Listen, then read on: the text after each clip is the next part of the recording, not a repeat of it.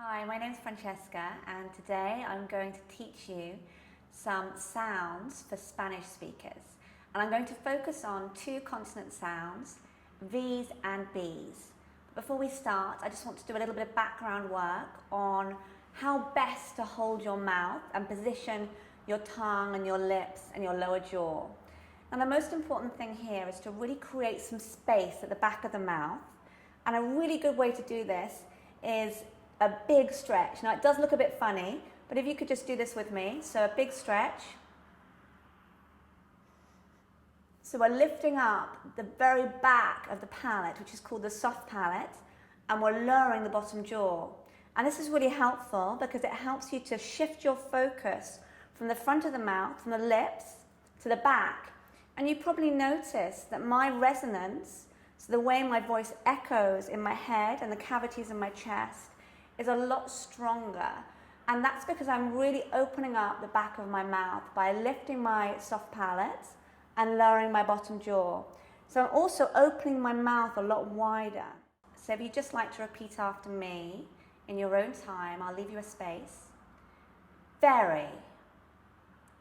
And you'll notice here, if you look at me as I pronounce this word, that I'm actually biting my bottom lip with my top teeth in a very subtle manner. So it's just the very inside of my bottom lip. Very. Visit. Vet. And as I bite my bottom lip, I then propel the vowel sound back to resonate in my cranium and also in my chest. And I do that by also strengthening these little muscles here in my lower jaw. And a great way to become more aware of these muscles is just to stifle a smile. So really pretend that you want to smile, but you're trying to hold it back like this. So you can feel these muscles here. And the more you do this, the more it becomes easy to resonate that sound in the head and in the chest. So let's carry on. Vote. Vine, vanish, advantage, advise,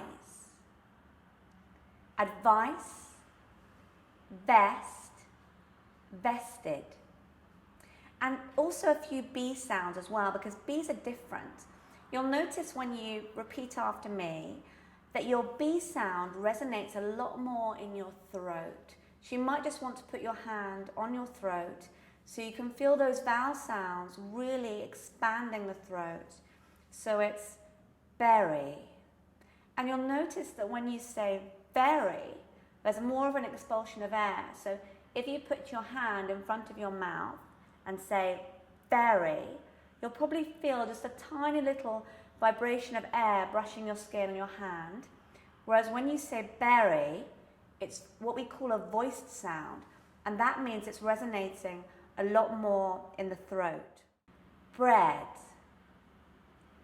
band, bold, boat. And you can just see that I'm slightly tightening the muscles in my lips to then project the sound. Boat, bold, abide, beautiful. The band was very bold. So you can see I'm saying very bold. So you might just want to repeat that there. Very bold. She took a big bite of bread on the beautiful boat. So what I'm doing here is I'm slightly tensing these muscles in my lips.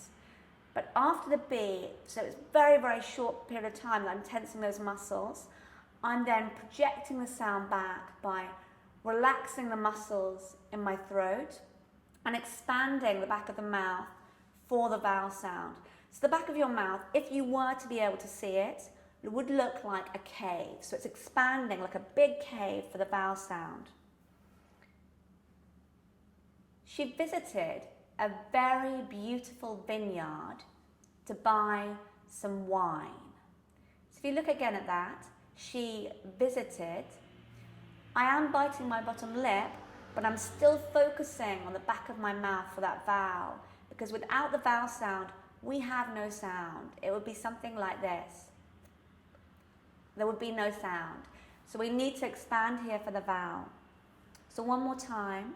She visited a very beautiful vineyard and bought some wine.